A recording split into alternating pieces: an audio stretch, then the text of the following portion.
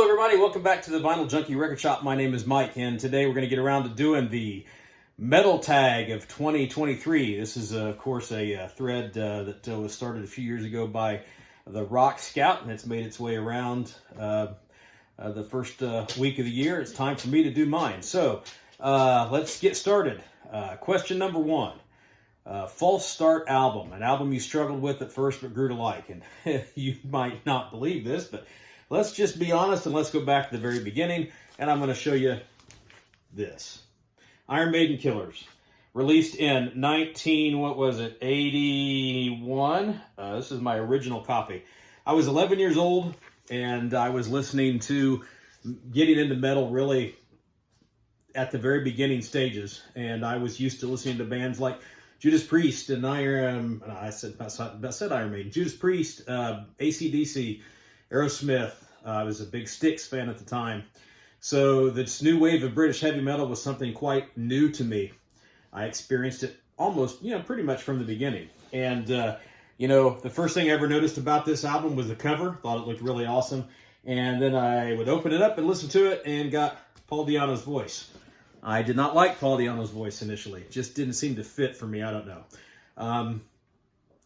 When The Number of the Beast was released, I tried the band again, and I absolutely love that album, one of my favorite albums of all time. And as I became a Maiden fan and became more of a metal fan, I would revisit Killers, and then it was like a light bulb that just switched on about how amazing everything else about the album was, the music.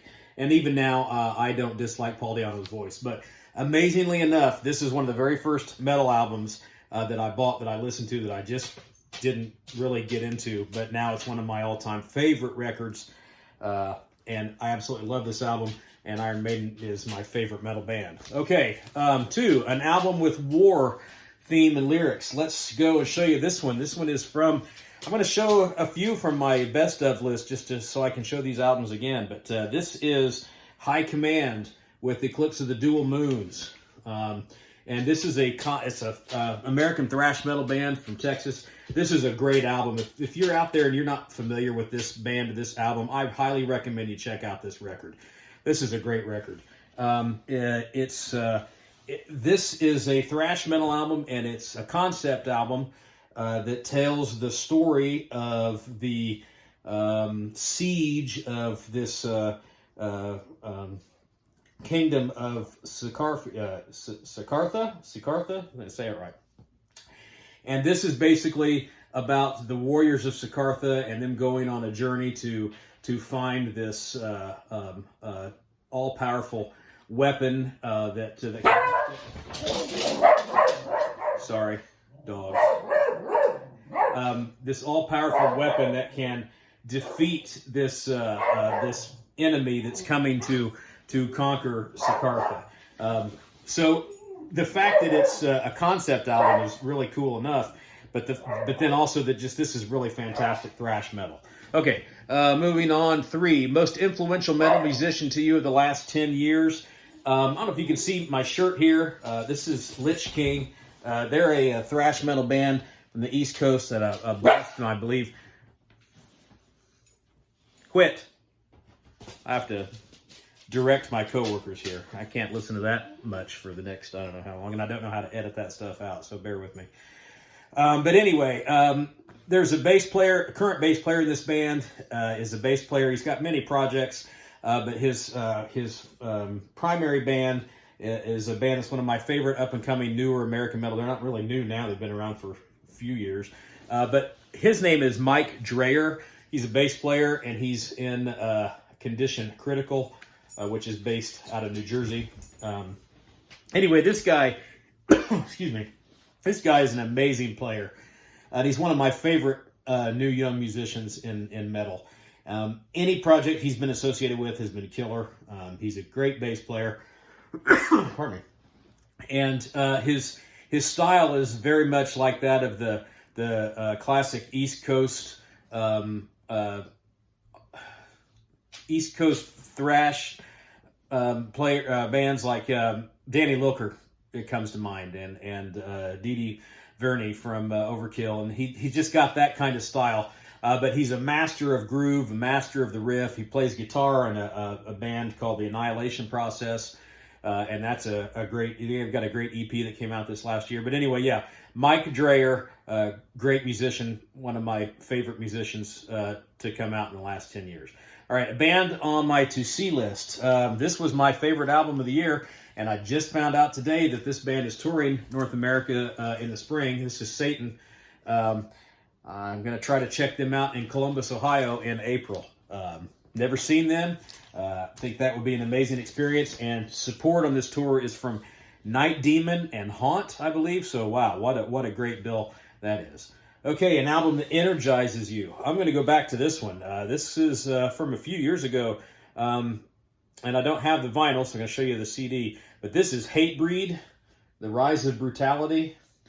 And this album just is, this has got really energetic, hardcore, kick-you-in-the-face thrash anthems. Starting with Tear It Down, Straight to Your Face, Facing What Consumes You, Live for This, Doomsayer. These first 5 songs, I used to put this on in the gym, and I could, when I could run. I'm too old and fat for that now, but I would run to this. I would do like the ski thing, a bike. I mean, this music pumped me up, and it really gave you the mindset that you could overcome and that you can push on. And I think that's really what the songs are about, and that's kind of what the mentality of the band is about. So yeah, this album really energizes me. Okay, Big Freeze, Show Us Snow or Ice album cover.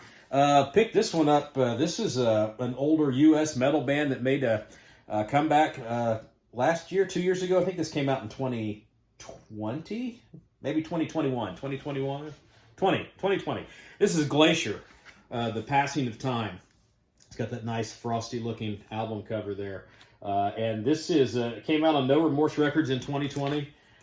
Yeah, really good U.S. power metal. I like this album a lot. I need to spin that more often. Okay, a song title is Royal Ties. I'm going to stretch it a little bit here just because I want to show a couple reasons. I like to try to be, I don't know, imaginative. And then another thing is I kind of, anytime I get to show some of my favorite bands or favorite albums, I like to do that. So I'm going to show you this one. This is Styx with The Grand Illusion. And the song that I'm going to point out is Miss America. Now, there's a lyric in the song where JY sings that Miss America is recognized as the Queen of the United States. And the U.S. has never really had a queen, but Miss America is typically thought of as the Queen of the United States. So if the United States had any royalty, I would think that whoever Miss America is at the time could fill that role. So just for that lyric, the Queen of the United States, I'm going to go with Styx with Miss America. I just didn't get the album out to show you. I could have gone with, from Pieces of Eight, Queen of Spades, which those 2 songs actually are about the closest that Styx ever came to playing any kind of real metal. Queen of Spades is just a great, great song. It's got that classic metal riff in it, that kind of that call it the Iron Maiden riff, really. Check it out. If you don't like Styx, listen to Queen of Spades and just see if you like that. Okay, a predominantly green album cover. I'm gonna show you this one. This isn't really metal, but this is one of the only ones I could really think of. One of my favorite album covers. In fact, I think I included this on a video that I did for that. This is Outlaws with Los Hombres Malo. There's a little bit of glare in there, but it's predominantly green. It's kind of got that horse. I always thought it was like a skull, but it's just like the face of a horse here. I just always liked this album cover. It's kind of eerie looking, but it's also kind of elegant, and it looks like a band that would rock harder than what the Outlaws did. Although this was kind of in their hard rock stage, so I think this is a great album too. Check out Outlaws, Los Hombres Malos. All right, an album released in 2021 that you bought but have not listened to this year. Oh, I hate to say this, but there's pretty much most of them. 2022 has seen so many releases, and I've tried to keep up with them, that I haven't revisited a whole lot from 2021. But here's a classic example of one, and this will tie into a question later too. But this is Dee Snider with Leave a Scar, which was on my top 10 list. This is a great album. I absolutely love this record. But as you can see, it's still sealed in the shrink wrap. I haven't even gotten around to opening it because I picked up a lot. I pick up a lot of vinyl toward the end of the year when the prices kind of go down here and there, and I end up getting a bunch of records that I have them and I put them in the bin, and then I don't even have the time to open them up and listen to them. I guess that's just part of when you collect. That'll happen from time to time. Let me know if anybody out there does that. If you bought a record you're really happy and excited to get, and then you shelve it, and then you just don't listen to it, but you know it because you've listened to it so frequently on some other format. Okay, best find of 2022, new or old. I'm going to go with both. I'm going to show new and old. So I think the best find I found, like going out record shopping, was I found this one and found it for a great price. I think that's why it was just such a decent find. But this is CJSS with Praise the Loud. This is an original pressing on the Leviathan record label. This is Dave Chastain's band, David T. Chastain, and Mike Skimmerhorn plays bass on this, and he played in the original Chastain albums. Yeah, this is just good old-fashioned American metal. I've always liked David T. Chastain and anything that he's been associated with.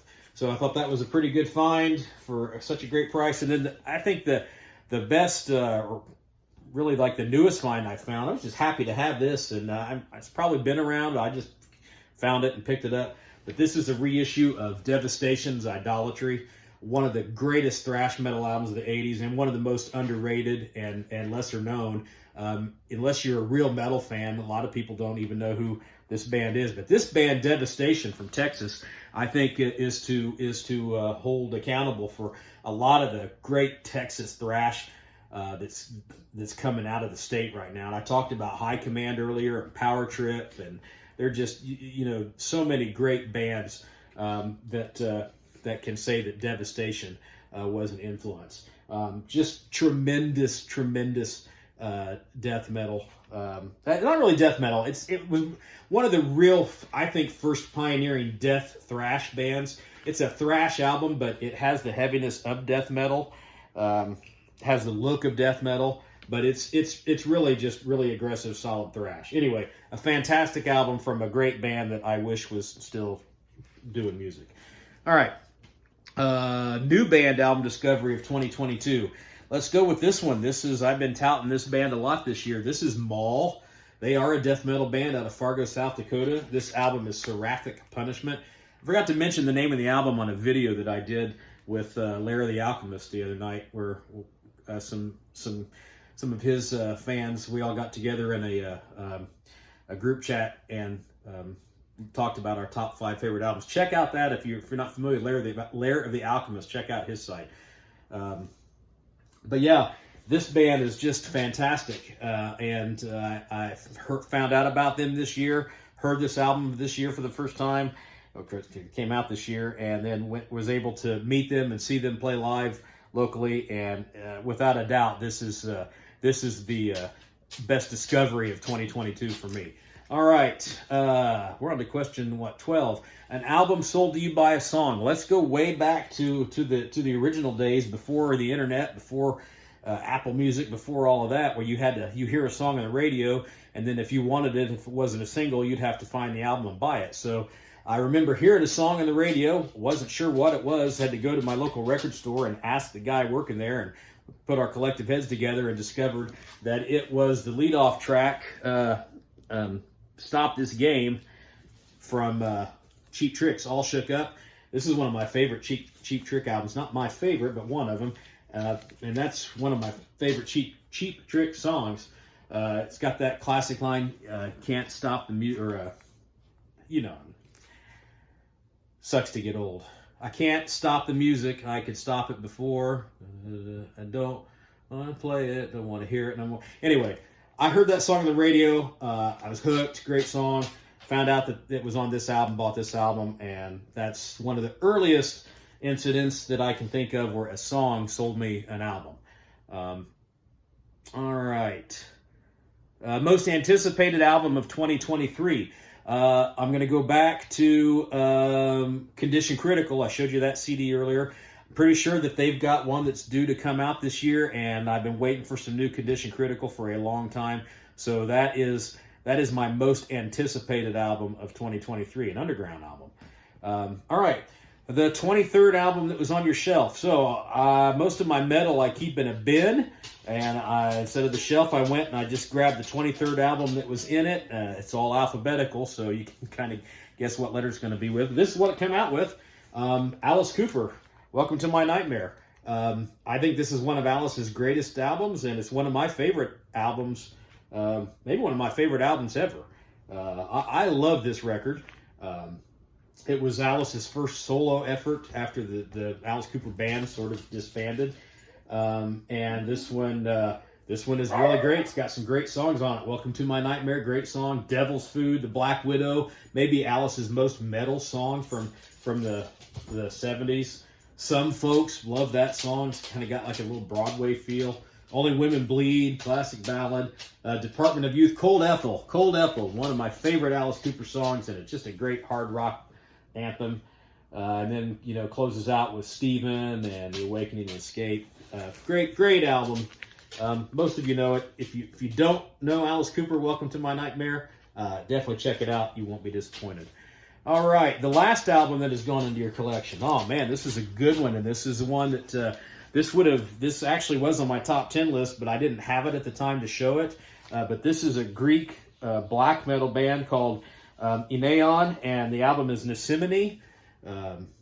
Fantastic album. I absolutely love this album. It's just got great catchy songs. It's black metal, but to me it's only black metal in some of the really fast drumming parts.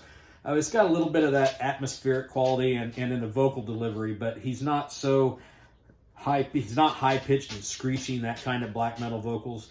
But my favorite aspect of this is its use of the saxophone and the injection of like a jazz, which isn't. I mean, it seems to be kind of trendy these days in extreme music, but it works really, really well on this record, and I absolutely love it. Again, Aeneon with Nesimene.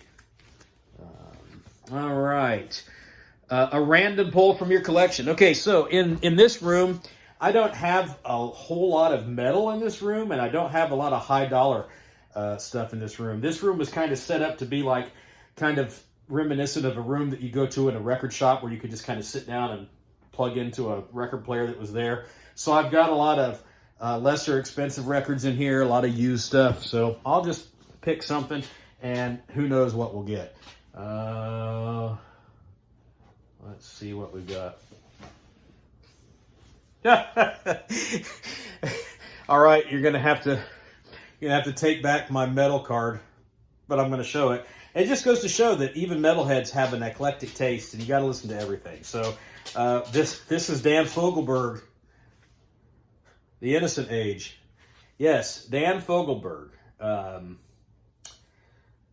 singer-songwriter extraordinaire. I can't say that I listened to this album a lot. I found it for $1. It came from Half Price Books for $1, and that's why I picked it up, because it's just kind of one of those albums that if you can find for $1 and stick it in your collection. If you like music of all sorts, then albums like this and finds like this are what makes record collecting still fun after all these years. To find a classic album like that, which it is, for $1 that you can throw in a shelf in a room like this. Not a bad blind pick. Okay, a band artist discovered through social media. Third time's a charm. I'm going to go back to him again. I'm going to go back to Condition Critical. Back in 2016, I can remember when, 2015, 16. It's been some years now.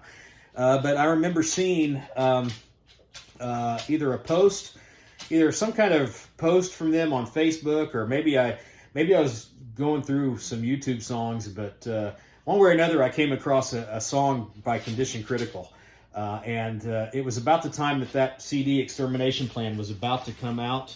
2016. Yeah, they were kind of, I think they were doing like a release push for this album. And I just thought everything about this was fantastic. The artwork and the album was great.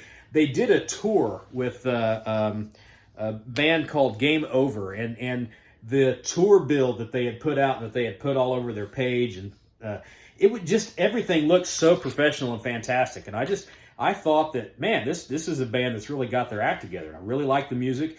And the great thing was that in today's age of social media and do-it-yourself kind of stuff, I was actually able to meet these guys when they rolled through a venue. I messaged them on their messenger page, and they messaged me back and thanked me for being a fan. And I got to kind of know some of these guys, and I still talk to them today through social media.